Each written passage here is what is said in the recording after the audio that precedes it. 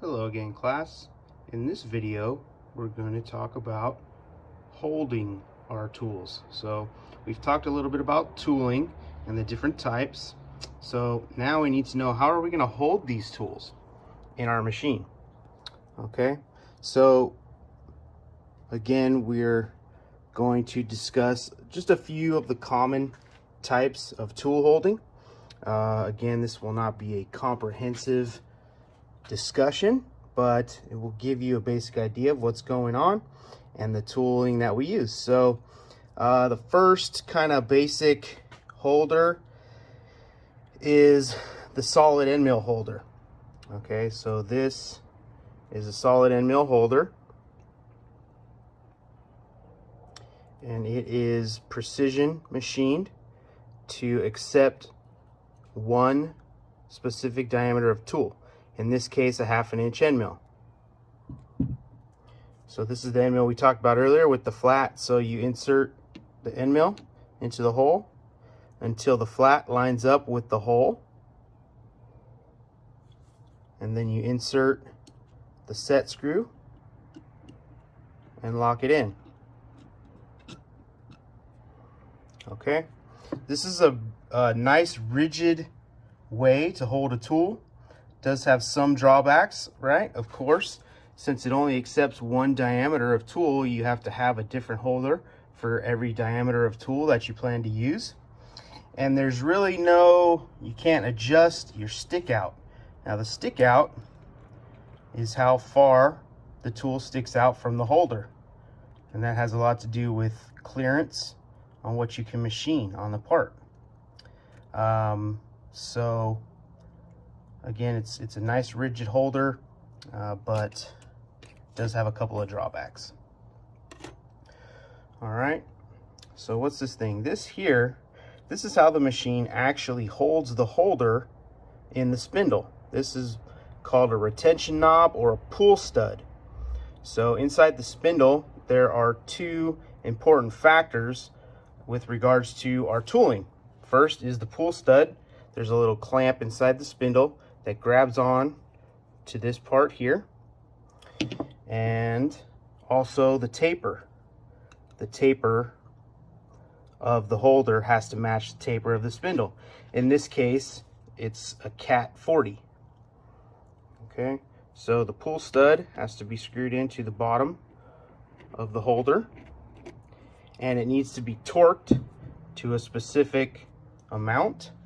Otherwise, you can damage the taper if you tighten it too tight. And of course, if you don't tighten it enough, right, you're gonna have a loose tool that might go flying out, which is not a good thing. All right, so the next type that we're gonna talk about is called a collet chuck.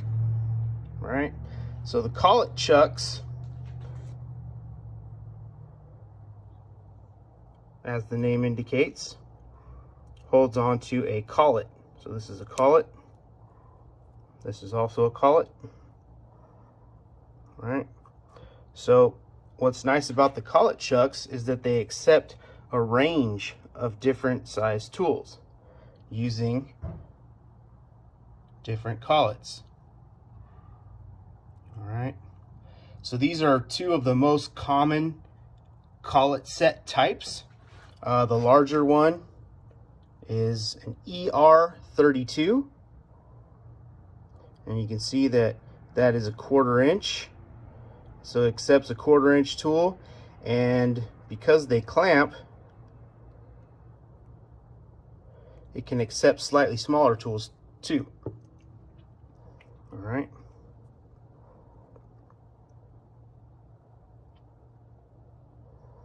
Probably not going to come in very well, but oops, let's try that.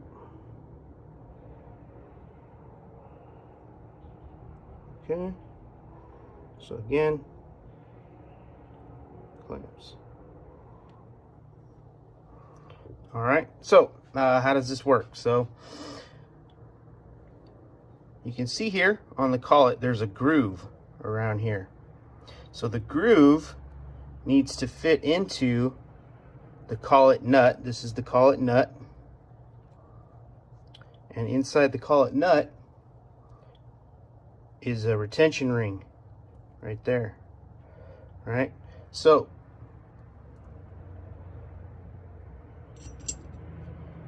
the collet needs to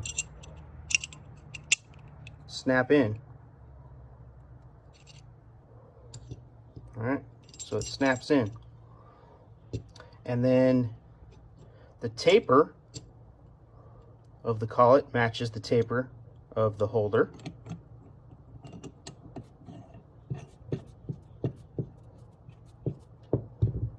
Okay, then we can set our tool in, and we can vary the length of stick out, right?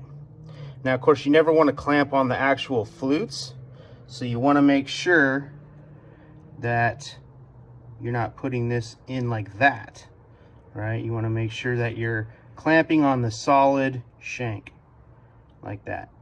But you still do have a little bit of distance that you can mess with to get exactly the stick out you want, okay? Or you just do that, okay? All right, same thing. So this is a smaller one. This is an ER16, but it works the same. So the ER16 will accept tools from really small up to about 3/8 diameter. And the ER32 will accept up to slightly over 3/4 inch diameter.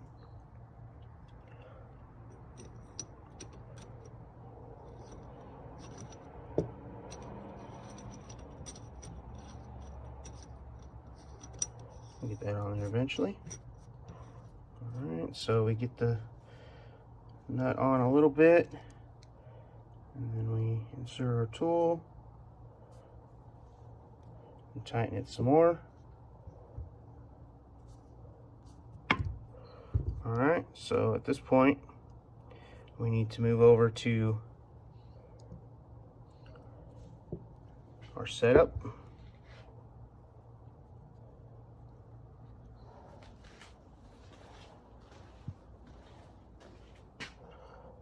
So we'll insert here, bring down the clamp,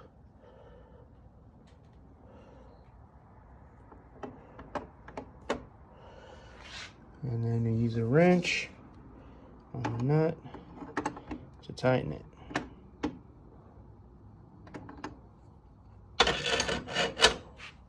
And now the tool can't come out.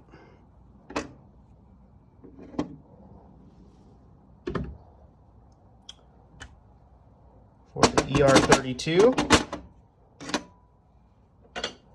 special wrench. So the wrench comes and slides in. See the tabs on the tool slide into the grooves on the nut, and then you tighten it.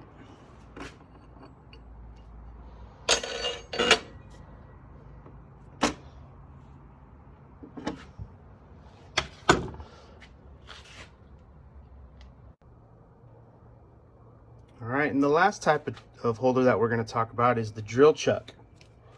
So this is a drill chuck.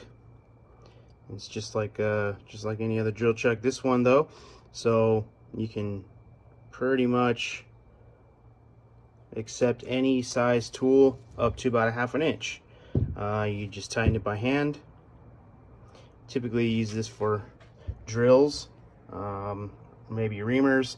You don't want to use it for end mills. It's not designed to take any side loading, just drills, maybe reamers, but I wouldn't use it on a tap or an end mill. All right.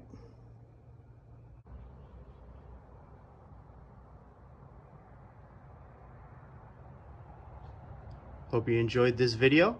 In the next one, we'll talk about how we're going to set these tools up in the machine. Thanks for watching.